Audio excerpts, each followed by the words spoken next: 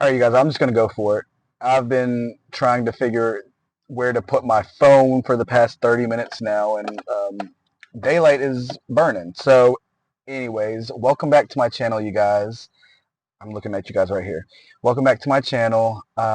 If you read, well, in the title, it says that I'll be talking about why I no longer work a corporate job, I guess, or 9 to 5 job.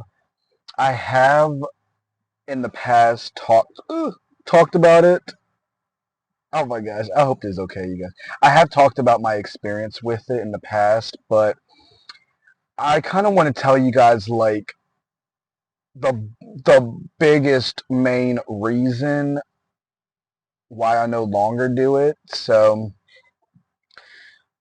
all right, you guys.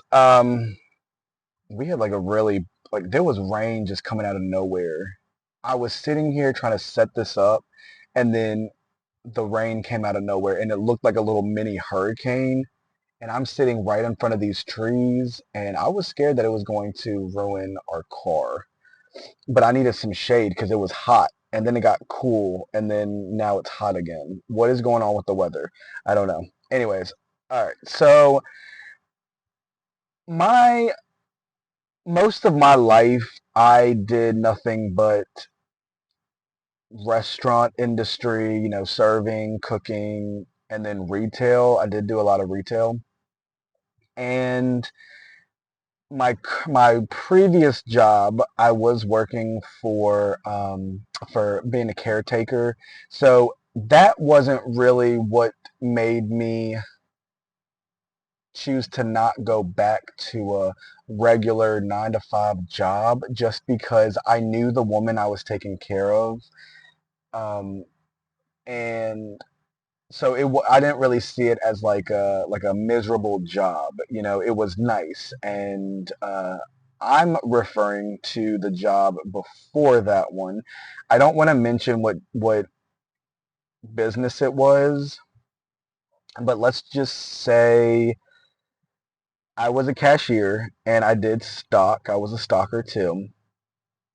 And what really drew me into just getting away from the corporate industry, corporate jobs, was how I was treated throughout them all. Thinking back, I don't think I really had one job I can honestly say that I didn't get treated with like respect every single day I went to work. And when you are providing all of this,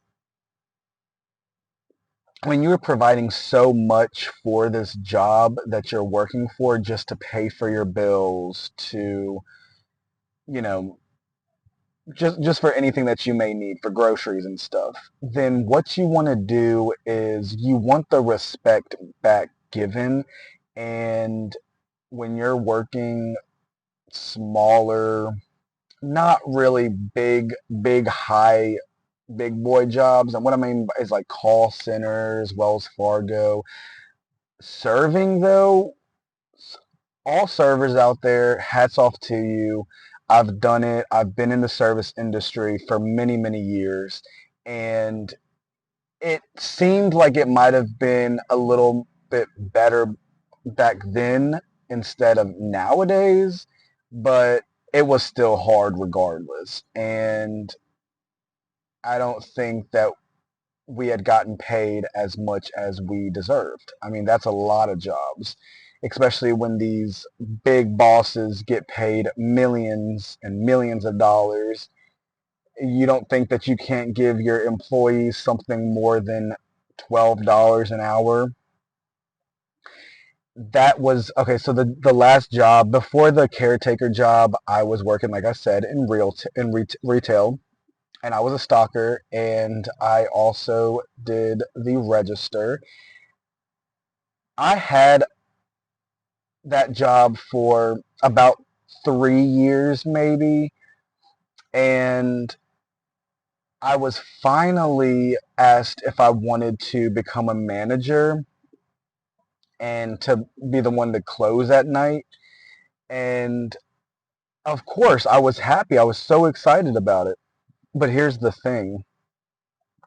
They never taught me everything that I needed to know to continue with it. So I would I would arrive to work at like 12 p.m. in the afternoon, and I wouldn't get off until about 10, 9, 10, depending on when they wanted to do it. And because I was new to the manager position, I was supposed to have someone there to help me at all times. The managers never showed up when I was working. Oh, no, they did. I'm sorry, they did. They were there. They were waiting for me to come on in so then they can like train me more, like they're supposed to be training me more. And when I came in, they were leaving. It was like they made like this, and it might not have been an excuse. Maybe they had to do it, but not when they were supposed to be working. And see, I was someone who I never talked about someone when I was working. Many people might have talked about me, about my work ethics, about what all I did and didn't do. And when I had this job, yes, I was excited, and I had I had taken the job. I had taken the job before I actually heard how much they were going to pay. And before I took that manager position, I was like 12.20, so $12.20. This was 2 years ago. So we're in 2025 now. So about 2023. Around 2023 was when I was working this job, and um, I got I got asked if I wanted to take the manager position, and I said yes. And then they had told me that it was a 20 cent raise, or like a, so I was getting what did I say, 12.20, 12.25 or something. And then they paid me 12.45, 12.50 for that manager position. Who is taking a manager position and only getting not even $13 back in 2023? I Around that time was, I don't think I was homeless yet, or maybe it might have been after. I don't remember like the whole dates, but not I don't think I was. At that time, I was like couch surfing. We didn't have like a stable house, a stable home to go to, so we were just living with whoever. And so I didn't really have rent to pay. So if I did, there's no way that I would have been able to afford it, especially back then. Even, well, I mean, especially now, obviously, but back then too, $800 for rent, 800, 900. We were looking at places. I don't think my 12 little dollar an hour job is going to help with our apartment. So thankfully we didn't have a place then, and I was able to save some money and then get some groceries and stuff. But $13, not even 13, blows my mind for a manager position. And when I found that out, I continued to stay there for the next couple months maybe, but then I was over it. I did not want to do it anymore. And well, another story that I left out, I was over it. And I think that the last straw was when this incident happened, when I was there and I was the manager and I was closing by myself. There was an incident that happened, and remember, I was never trained for this, so I'm kind of just like unknown on what I was doing. So one day I was working, and there were three men who came through my register line, and one man comes up and asks me to if I'm able to load $500 onto his card. And I said, yeah, I can do that. They showed me how to put the money down in the system to hit their card. but they never told me like, oh, you were supposed to get the money from the person, or you're supposed to see them hand you the money, which I guess if you put two and two together, it might be obvious to be like, oh, you got to get the money in order to give them the money. But when you have a whole long line, especially because I was the only cashier, there was a whole big line waiting, and I didn't have any help. There was no one in the back to come up front to help me. There was no one up front to help me. I was the only one in that store. And then you had the phone ringing, so I had to ring up these people as well as answer the phones. So when this one person came through my register line, and he had asked me to reload $500 onto his card, and I did that. And then I had given him the receipt, and then he went on out the door. So then I keep ringing up people, and then after like five, maybe six people I had rung up, and they ended up leaving, there was another man, different man. It wasn't, the same man or anything. There was another man that came through my register line and did the same thing. He was like, "Hey, can you put down $500 onto this card?" And so I did that. I said, "Okay, yeah, I was trained to do that. I was trained to reload the money onto the card for them. I was trained that." Remember, I was supposed to have someone there with me at all times because I was still newer to the position. So then that man leaves. I did what I was told to do. That man leaves. So then five, six more people come through my register line, and I help them, or I bring up their groceries and this, and then they end up leaving. And then there's one more man that comes through my register line and asks me to do the same thing. Once that man leaves out that store, I get a phone call like 2 minutes later from corporate, from like big, big, big boss. And she's talking to me on the phone, saying what happened, why do we have this big charge? So if you do 500 plus 500 plus 500, 1,500, $1,500 was pretty much stolen from this business. So that night, when I closed up the store, it was around like 10 o'clock. The manager that was supposed to be on duty with me, she comes on in, and we go to the back. We go to the back, and we pull up the cameras. When we pull up the cameras, we go through the whole day that I had by myself. We go through the whole day. We pull up the cameras, and we get seen these three men that comes and steals this money. And she looks at me and she's like, "Did you not know that this isn't supposed to happen? Like, you just got rid of damn near almost $2,000 from this store."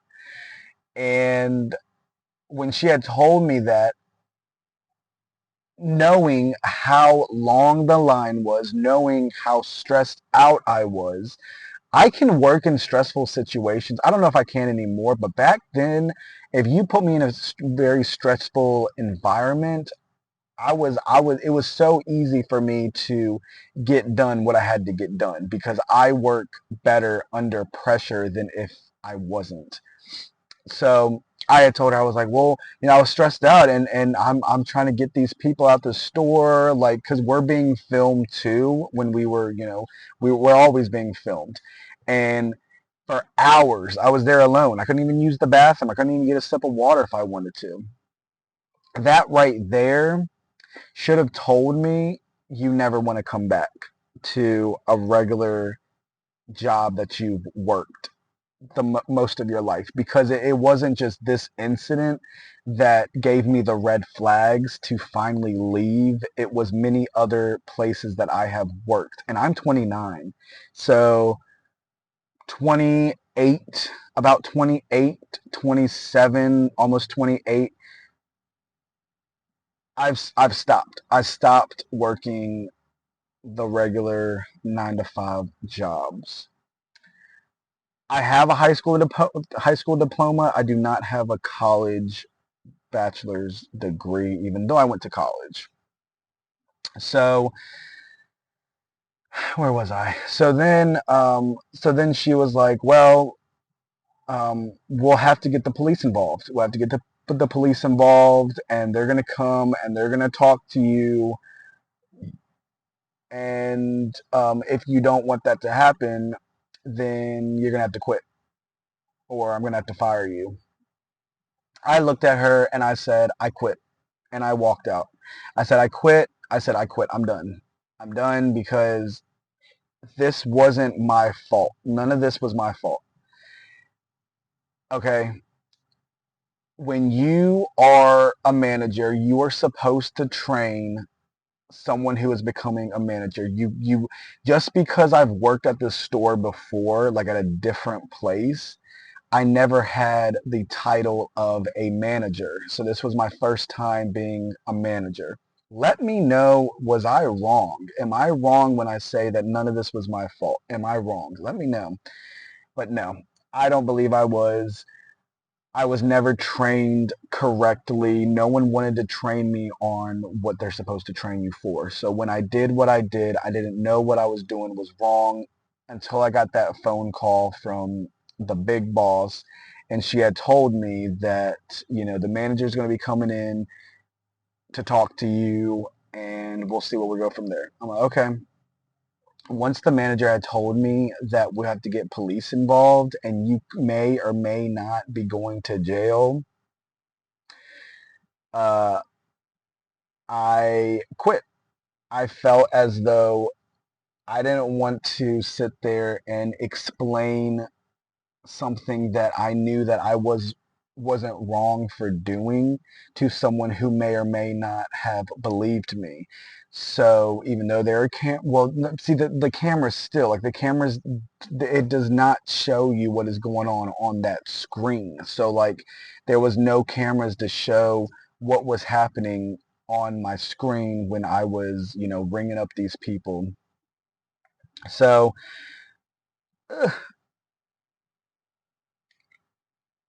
after I said that I quit, after I said I quit, I left that night. And I want to say it was about like a month later. A month later, I get a message from the manager that I worked with. And I had came in to see her um, because she was getting locked up herself. I wonder why. I don't know. All I'm saying, you guys, is it's messy. If you are in a spot right now in your life where you love, love, love your job, keep it. Keep that job if it is paying the bills, if it is not dragging and making you just so depressed to be there every single day. I'd say keep it. That's rare. That is very rare. But a lot of us work these jobs most of our adulthood lives and are miserable. And then you aren't legally eligible to retire until you are a certain age. That's BS. I don't like that. Like who wants to work all of these days, all of these years in your life just to retire, be old, maybe be blessed enough to go take a trip around the world just to die. You know what I mean? So I couldn't do it. If you can do it, do it. More power to you.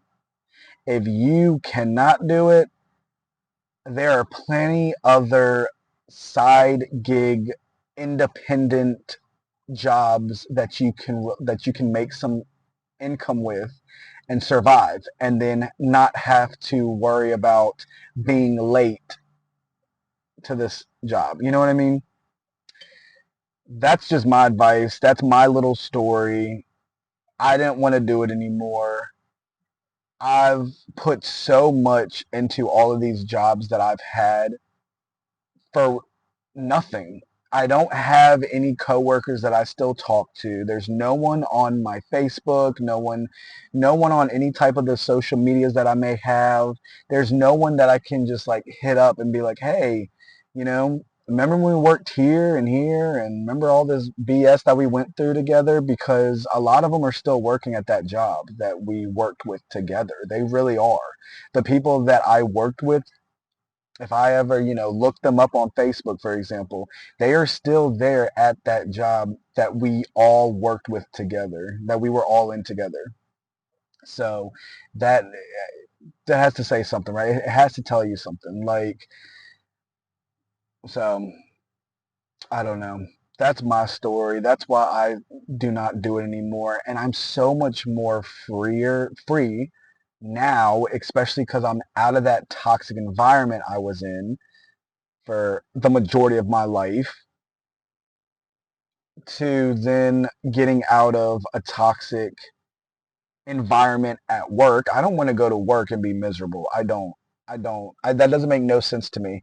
It makes no sense to me to go to work and be miserable just to get a paycheck to let you slide on by for the month. You're not going to have anything after that month. I'd rather have at least $10, $20 that I can use for myself at the end of the month, and then the rest goes to bills, than have every single penny that I get go to bills. And I don't have a college degree, so that could put a hold on certain jobs, especially nowadays, I feel like, because even people with college degrees, it's hard for them to get jobs. Like, I don't know what's going on. I don't know. I don't know. I don't know. But we're not going to talk about that right now. So, yeah. Um,